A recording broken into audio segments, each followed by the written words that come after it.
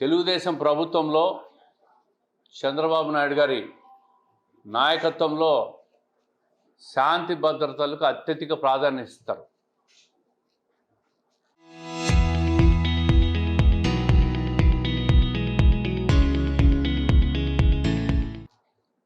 మనం చూస్తూ ఉన్నాం. మా ప్రభుత్వంలో కూడా వైకాపా నాయకులు హత్యలు చేస్తున్నారంటే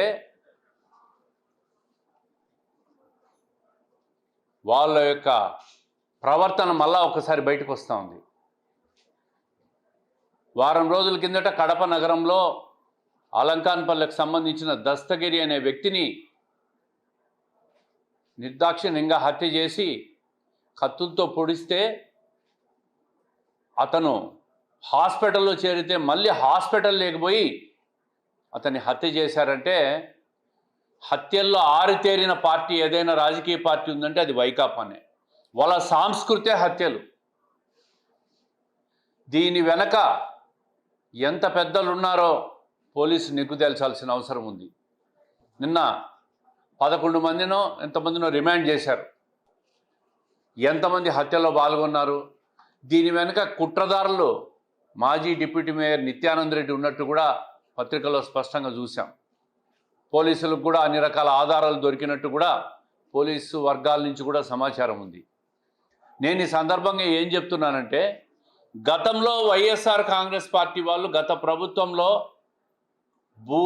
భూదందాలు, భూలావాదేవీలు, సామాన్యుల భూములు లాక్కొని భయభ్రాంతులు గురి చేసి రూపాయిది పావలాకు కూడా కొనుక్కొని రిజిస్టర్లు చేసుకోవడం, ఇంకొక రాశిని వైకాపా వాళ్ళు దొంగ రిజిస్ట్రేషన్లు చేసుకొని భయపడించడం, అడ్డు తిరిగితే హత్యలు చేయడం.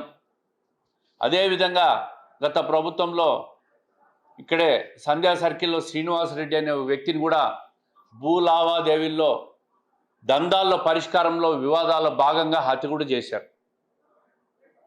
అదేవిధంగా ఈరోజు కూడా అదే భూ లావాదేవీల్లోనే దందాల్లోనే భాగ పరిష్కారాల్లోనే తేడాలు వచ్చే ఈ హత్యలు జరిగినట్టు పత్రికల్లో చూసాం.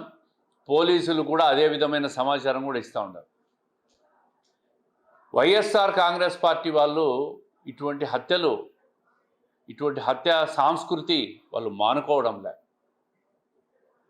గతంలో చూసాం, వివేకానంద రెడ్డిని హత్య చేసి నరాసుర రక్త చరిత్ర అని చెప్పి కూడా చంద్రబాబు నాయుడు గారి మీద రుద్దే ప్రయత్నం కూడా చేశారు. హత్యలు చేయడం, ఇంకొకరి మీద నెపం వేయడం, హత్యల నుంచి తప్పించుకునే దానికి రకరకాల సాంకేతిక పరిజ్ఞానాలు, ఎలిబీలు సృష్టించడం, తప్పించుకొని పోవాలని ప్రయత్నం చేస్తూ ఉంటారు.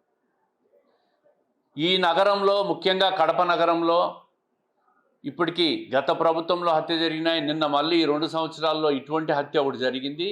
ఇది వైఎస్ఆర్ కాంగ్రెస్ పార్టీ నాయకుల మధ్య ఉన్న భూ వివాదాలు, భూదందాలు, భాగ పరిష్కారాల్లో భాగంగానే జరిగినట్టు స్పష్టంగా అర్థమవుతా ఉంది. నగరంలో ఈ ప్రభుత్వం వచ్చినాక మేము స్పష్టంగా చెప్పినాం, ఎటువంటి దౌర్జన్యాలు, రౌడీజాలు, రౌడీ షీటర్లు, భూదందాలు ఇట్లాంటివన్నీ జరగవని. ప్రశాంతంగా ఉన్న నగరాన్ని వీళ్ళు మళ్ళీ హత్యాకాండగా మార్చే ప్రయత్నం చేస్తూ ఉన్నారు. ప్రజలు అప్రమత్తంగా ఉండాలని చెప్పి కోరుతూ ఉన్నాం. ఇటువంటి శక్తుల పట్ల చాలా జాగ్రత్తగా ఉండాలి. ఇటువంటి పార్టీని రాజకీయాల్లో ఉండనీయకుండా తరిమి కొట్టాల్సిన అవసరం ఉంది. పోలీసులు ఇప్పటికే పూర్తి స్థాయి విచారణ చేస్తూ ఉన్నారు. తప్పు చేసిన వాళ్ళ అధికారుల మీద చర్యలు తీసుకున్నారు. అదేవిధంగా ఎవరైతే దీంట్లో ఇన్వాల్వ్ అయినారో వాళ్ళందరినీ కూడా అరెస్ట్ చేయడం, రిమాండ్ చేయడం జరిగింది. పూర్తి స్థాయి విచారణ కూడా భవిష్యత్తులో జరుగుతుంది తొందరలో. ఈ సందర్భంగా నేనేం చెప్తున్నట్టు, స్పష్టంగా దీంట్లో మాజీ డిప్యూటీ మేయర్ బండి నిత్యానంద రెడ్డి ఉన్నట్టు కూడా పత్రికల్లో అన్ని రాసినారు. పోలీసులు కూడా ఎవిడెన్స్ దొరికింది 120B కింద.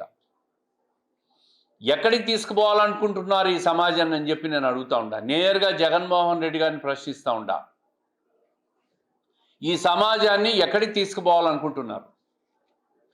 కడప జిల్లాలో సొంత జిల్లా అయిన జగన్మోహన్ రెడ్డి గారు నీ సంబంధించిన వ్యక్తులు ఇటువంటి హత్యల్లో పాల్గొంటూ ఉంటే, ఇటువంటి కుట్రల్లో భాగస్వాములు అవుతూ ఉంటే ప్రజలకు ఏం సమాధానం చెప్తారు జగన్మోహన్ రెడ్డి గారు అని చెప్పి నేను అడుగుతా ఉంటాను.